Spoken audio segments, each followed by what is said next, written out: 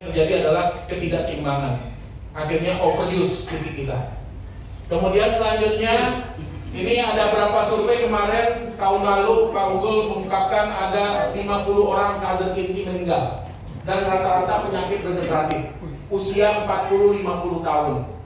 Nah ini kewaspadaan buat kita, equal aset bagi kita, ya mereka harus menjadi aset yang berharga yang waktunya lebih panjang lah daripada kondisi yang ada.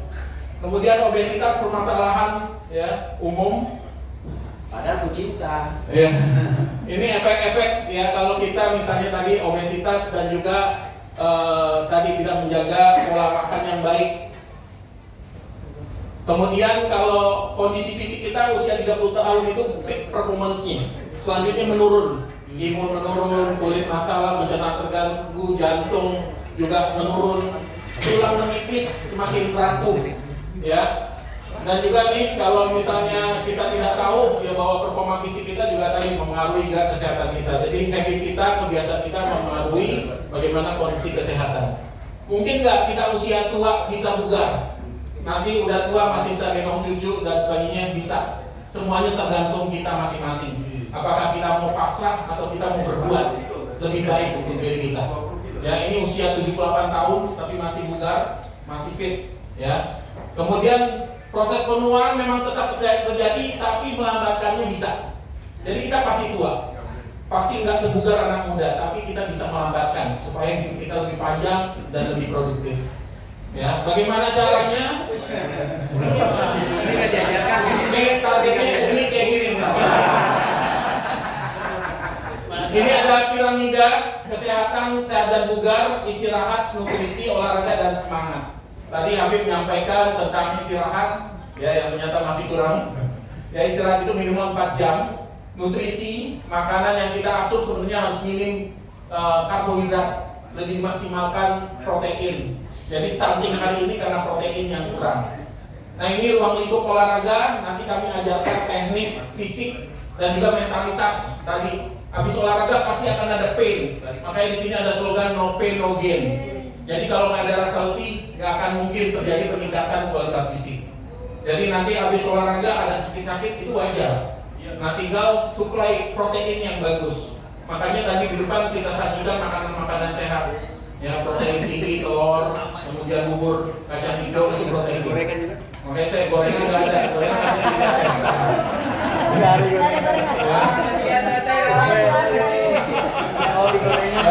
Kemudian juga proses recovery Habib Pak Presiden kita akan ada sport massage juga di sini. Jadi kemudian instruktur kita ada jago massage. Jadi habis olahraga kalau pegel sebenarnya bisa di recovery. Ya nanti akan ada programnya. Mungkin nanti kita ada pengadaan bangku portable, meja portable buat massage. Ya. Kemudian latihan apa yang akan kita lakukan? Pertama ada 4 saja di sini. Ya pertama latihan kardio. Jadi ini latihan kardio.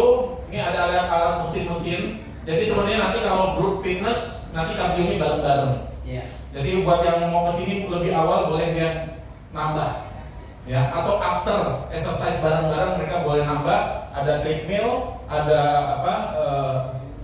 cross trainer sama sepeda, sepeda statis. Lanjut. Kemudian kardio ini bagus ya untuk juga kondisi sendi kita, riwayat latihan mulai dari yang ringan ya. Jadi tadi Pak Yuji juga ya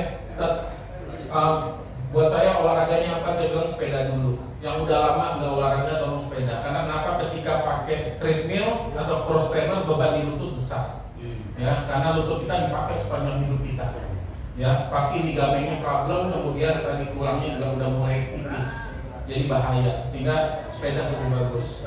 Yang kemarin Pak Nazianto udah nyoba sepeda setengah jam, kaki bisa geling. Oke lanjut. Ya, kemudian latihan kekuatan otot. Kenapa sih otot harus dilatih? Ya, karena otot ini menyelubungi seluruh tulang kita. Ya, semua tulang badan kita dari dada, perut sampai dengan kaki semuanya dilindungi sama otot. Jadi kalau otot nggak pernah dilatih secara spesifik, maka tadi organ vital kita akan bahaya. Ya, mudah masuk, mudah ya, terluka dan sebagainya. Dan tulang kita otomatis juga akan mudah rapuh. Ya, kalau ADRI bilang OTL, ototnya kencang, maka tulangnya akan kuat, kemudian lemaknya akan nurun. Jadi kalau otot dilatih, maka otomatis lemak nurun. Tapi kalau otot tidak dilatih, perut akan melembung. Nah, jadi pelan-pelan. KB sebenarnya udah berproses karena kita latih otot, ya, cuma butuh waktu aja. Ya, udah turun 4 kilo dengan proses pelanggaran. Kalian 177, ya. Lanjut. Nah, ini otot-otot apa aja yang kita latih? Nanti ada otot kaki, ya. Ini ada beberapa komponen latihan. Kita kebanyakan nanti pakai beberapa alat. Otot punggung, otot bahu, otot tangan, otot dada, otot perut. Jadi di sini kita ada beberapa alat. Kita tolong pakai kettlebellnya diambil sama ini dumbbell. Jadi biar teman-teman tahu, ya. Ini alat kettlebell yang orange boleh, ya. Ya, ini dumbbell, ya. Ya. Jadi ini kettlebell, ini alat yang sebenarnya biasanya untuk pinggang, latihan pinggang. Jadi ada pinggang yang bermasalah. Ini salah satu terapinya pakai kettlebell. Ya, dokter Piprim latihannya ini doang tiap hari. Badannya bagus. Ya. Jadi latihannya seperti ini. Ya, biasanya agak dilentingkan 1, 2. Nah, ini pinggang. Jadi yang pinggangnya karena banyak duduk biasanya kan agak terjadi sakit, ya. Jadi ini kettlebell. Ini metodenya ada yang kayak gini. Kalau udah advance, 1 tangan. Nanti macam-macam. Ada yang dari duduk sampai berdiri. Ya, set. Ya, set. Ya, penguatan. Dan fungsinya untuk stabilisasi juga biar badannya seimbang. Kemudian ini alat barbel, dumbbell. Sama satu lagi. Jadi latihan ini aja dengan kettlebell kita bisa banyak latihan. Ya, buat pinggang bisa, buat bahu bisa. Ya, kalau udah kuat kiri kanan. Ya, tapi jangan coba sendiri ya. Ini nggak boleh sendiri. Ya. Kemudian ini kettlebell, ini dumbbell. Harus bisa bedain antara dumbbell dengan barbel. Ini barbel. Ini barbel. Lihat enteng. Ya. Pegang siapa soalnya? Dumbbell bisa melatih semua komponen tubuh. Dari kaki sampai dengan perut sampai dengan dada. Ya, kaki modelnya seperti ini, squat. Ya, pinggang dengan deadlift. Ya, kalau dengan bahu ini, supaya badannya tegak. Gitu ya, bahu, bagian atas, kemudian shoulder. Ini kemudian bicep. Ya, tricep. Nah. Kemudian kalau dada dalam posisi berdiri bisa. Ala konsep nggak ada. Apa tuh? Bisa. Asep. Ya. Untuk latihan perut saat ini direkomendasi latihannya plank. Boleh?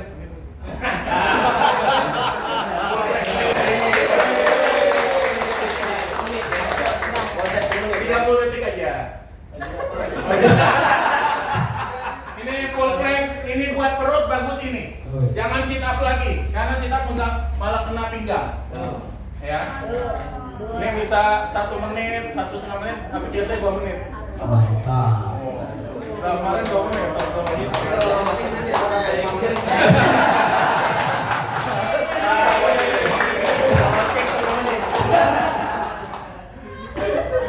Makasih Habib. Ya, berikan close dong buat Habib. Itu buat perut. Jadi saat ini latihan perut direkomendasi itu.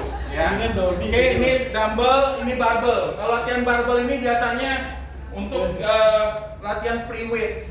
Jadi beban bebas dan juga beban berat. Jadi prinsip latihan fitness ini bebannya harus bertambah. Ini ada edukasi kita sampaikan. Ya. Jadi ini ada guidance-nya. Untuk latihan, prinsip latihan fitness ini tingkatkan beban. Beban itu ditingkatkan nanti per 2 minggu. Kenapa? Kalau enggak comfort zone, tubuh kita tidak akan meningkat kemampuannya. Karena tubuh kita mudah beradaptasi. Enggak dilatih akan semakin mager. Makin dilatih semakin bagus. Iya. Ya. Kemudian yang kedua secara bertahap per 2 minggu. Jadi nanti 6 sesi latihan baru naik. Nah makanya kenapa harus ada pelatih, mereka yang akan buatin program. Oh ini buat bicepnya udah sekian kilo. Jadi setiap orang customize. Ya. Kemudian latihan otot spesifik. Jadi semua otot kita akan latih di sini. Otot itu ada 3, otot jantung, otot polos, sama otot rangka. Otot polos itu pembuluh darah yang udah masang ring karena otot polosnya udah kaku. Makanya harus dilatih. Latihnya dengan apa? Nanti kardio. Ya. Jadi ini saat. Nah, makanya di sini prinsip beban latihan ada frekuensi 3-5 kali seminggu. Kemudian intensitasnya 70% dan waktu latihan antara 45 menit sampai dengan 90 menit. Gitu, ya. Baik, kemudian saya jelasin ini alat yang ini namanya multi fitness. Jadi alat bisa melatih semua komponen fisik. Jadi ini sebenarnya nanti akan kita cobain. Biasanya metode latihan kita kalau group fitness nanti akan ada sirkuit istilahnya. Ada yang di sini, ada yang di sana, ada pokoknya 10 orang dibagi-bagi. Ada beberapa komponen alat dan latihan. Ya. Jadi kalau latihan ini teman-teman harus tahu settingannya. Ya. Ini buat latihan dada bisa, latihan tangan bisa dan sebagainya. Kalau yang mau latihan kaki, ya, ini ada posisi di bawah ini, ya bisa dorong. Kalau misalnya squatnya nggak kuat, pakai dumbbell, ini bisa ini. Ya, kalau keringanan tinggal di-adjust aja. Ya, di sini ada bebannya sampai 100 kilo. Ini kalau tulisannya 200 lbs itu sama dengan 100 kilo. Ya, jadi kalau yang udah kuat biasa memang dorong turbo gitu ya. Ya biasanya kalau targetnya apa sih? Targetnya kita harus mampu mengangkat lebih dari badan kita. Jadi kalau berat badan kita 60, maka kita harus lebih di atas itu. Sehingga apa? Dari kemampuan kita lebih dari beban tubuh kita. Itu prinsip latihan. Jadi apapun itu. Ya sama mau dorong dada misalnya harus lebih berat dari berat badan. Itu prinsip progressionnya. Ya. Kemudian di sini ada alat untuk latihan chest. Latihan dada. Ini ada posisi di atas, ya biasanya ada bagian atas. Ya. Push. Ya. Biar dadanya lebih berisi, mau digoyang-goyang bisa. Coach, gimana caranya biar goyang? Angkatnya harus lebih dari 1 kilo. Ya. Jadi itu namanya neuromuscular junction. Jadi hidupnya sistem saraf. Jadi kita bisa kendalikan. Nah. Kalau posisi ini karena posisi beda dia akan lebih dalam. Nah. Ya. Ini buat dada. Kalau kita mau latih ini untuk back, pakai nomor 32 pasti. kalau mau latihan buat back, ini tinggal di adjust ke sini. Nah. Posisi badannya kebalik. Nah, ini narik. Oh, Ya. itu buat belakang. Ya, buat belakang. Ini otot punggung. Otot punggung. Ini posisi di bawah. Biasanya lebih dalam namanya latissimus dorsi. Ini buat sayap 100 posterior. Nah, ini bagian atas, di atas lagi. Nah, yang mau bisa terbang, ini pakai ini. Lat pull down namanya. Ini biar sayapnya lebih kelihatan. Ibu-ibu yang di sini agak menggelambir. Nah, ini Anjir. ini namanya lat pull down. Kalau posisi ini namanya bicep. Nah. Ya. Untuk bagian dada, bagian tengah, ini alat ini ada nih. Ini biasanya fly, namanya butterfly. Ini ada lubang-lubangnya harus sama kiri kanan. Kalau beda, maka pressure-nya beda. Jadi yang gede ada yang kecil. Nah, bisa gede sebelah. Ini butterfly. Nah, jadi kan kelihatan dadanya kan? Nah, lebih nonjol. Nah, Yang mau nonjol. ini biasanya buat melatih tengah, biar kelihatan gitu. Jadi bukan nggak mungkin saya presiden badannya bagus, bisa. Asal disiplin, seminggu 3 kali minimal jadi. Ya, biasanya 3 bulan itu kita latih semuanya dulu. Nanti di 3 bulan ke atas baru spesifik. Hari ini dada aja. Sehingga udah jadi maksimal untuk kontrasi. Supaya apa? Ketika sudah sakit di sini biasanya harus ada rasa nyeri. Di latihan fitness ada rasa nyeri. Kalau enggak ada nyeri. Makanya habis itu makannya protein lebih tinggi. 1 butir telur tadi itu 12 gram. Kita kebutuhannya 1 kali berat badan kita. Jadi kalau berat badan kita 90 berarti 90 gram protein. Itu sama dengan 10 butir telur. Itu hitungannya. Ayam itu totalnya sekitar 100 gram. Makanya sehari kalau bisa, kalau yang olahraga sehari 1 ekor ayam.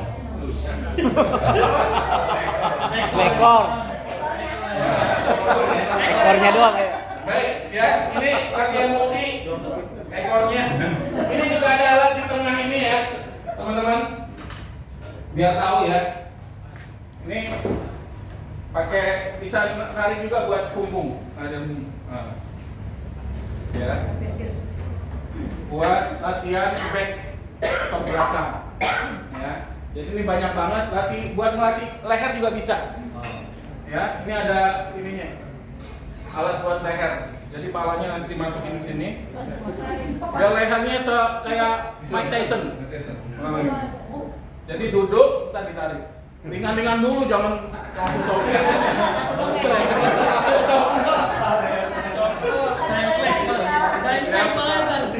Jadi prinsip latihan tadi, nanti kita akan ada assessment dulu. Gak bisa langsung kasih beban 50 enggak. Nama istilahnya 1 RM.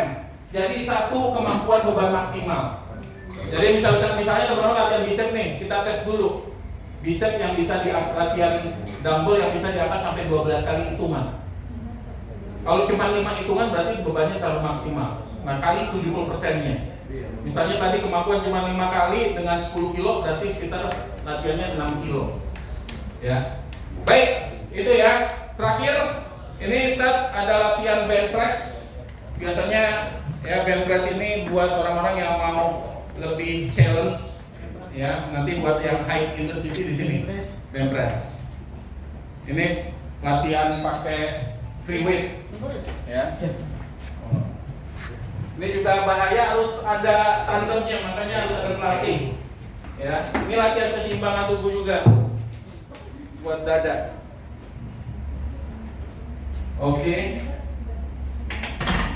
Jadi biasanya latihan ini harus ditandem sama temennya atau timnya. Ya, makanya nanti teman-teman yang udah teredukasi dulu semua komponen alat. Kemudian terakhir saya sampaikan ini alat-alat kardio. Ini ada treadmillnya bagus, ada musiknya juga dari Habib Syekh.